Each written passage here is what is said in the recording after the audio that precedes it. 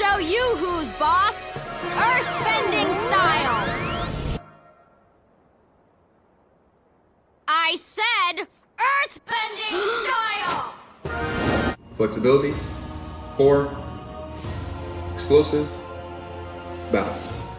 I don't know why specifically, but when I think about season 2 of Avatar and earthbending in general, I can't help but think about the boulder.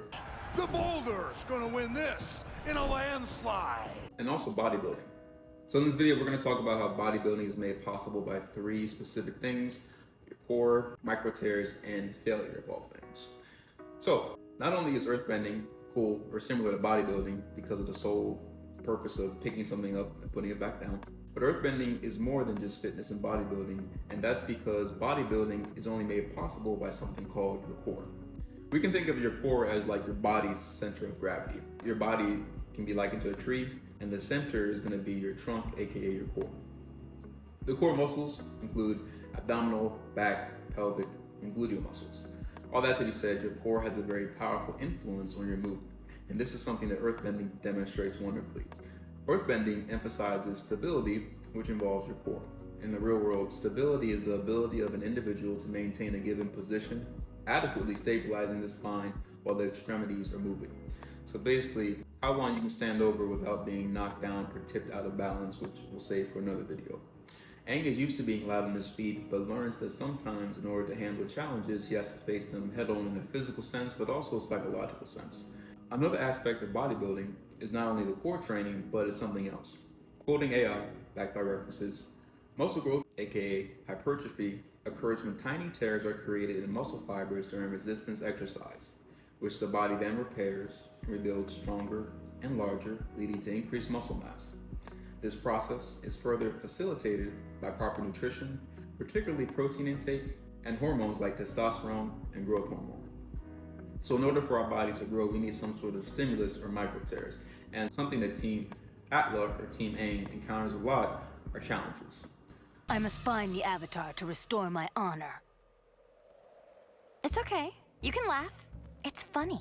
So, earthbending is a stimulus that Aang has to adapt to, just like Toph is a stimulus that the team has to adapt to. Just like muscle growth can be done through various exercises, Aang learns various types of earthbending to increase his skills and knowledge. For one, he learns how to be assertive, which is also initially a stimulus at first, but it comes out to be a benefit. He also gets in touch with his angrier side, which is just kind of a dark episode. Another skill that's important is endurance. Endurance is defined as the ability of a muscle or group of muscles to repeatedly contract against resistance over a sustained period of time without fatigue. And if this doesn't demonstrate Team Avatar's struggle in season 2, I'm just saying, weird stuff happens to us.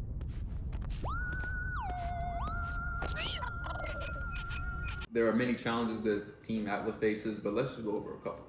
So the first one is the big one, is that Aang struggles to unlock his potential, aka the Avatar state. The group gets introduced to new enemies, specifically Azula, who I need a whole video mini-series to do justice on. They lose Appa, very sad episode. They're forced to stay silent and deal with sabotage and Ba Sing Se, all while Zuko is also going through a metamorphosis of character and is forced to learn life lessons by himself. So many challenges, and the biggest challenges that they face that require endurance to deal with. Not only is it new personalities, not only is it new enemies and new challenges, but they come face to face with their biggest fear, which is losing, aka failure. And that's the third part of bodybuilding. In order to progress along your fitness journey or in general, you have to come face to face with failing at something.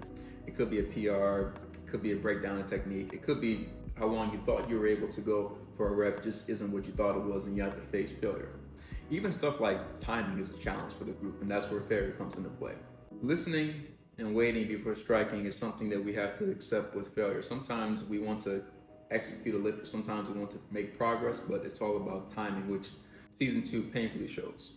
People see the 1,000 deadlift or the 500-pound bench press, but they don't see the countless failed attempts, which is a very true thing in the gym. It's a true thing in the gym, and it's a true thing of life in general.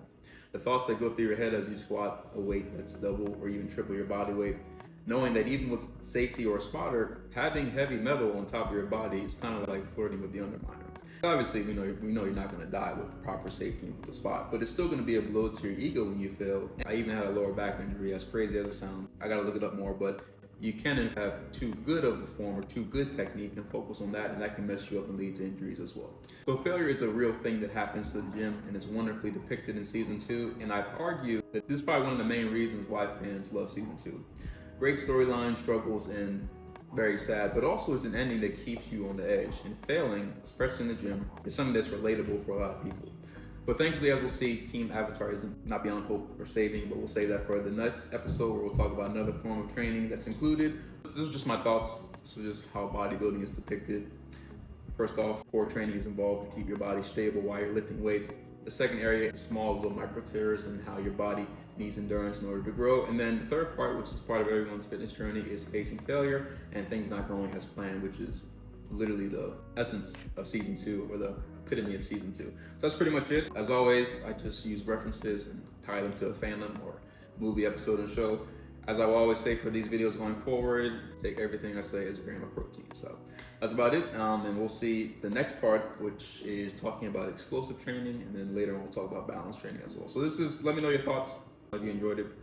And we'll stay tuned for the next episode. As always, remember to stay mentally fit, emotionally fit, and physically fit. And I'll see you all in the next video. Lemur, he's earthbending. No, you idiot, it's the girl.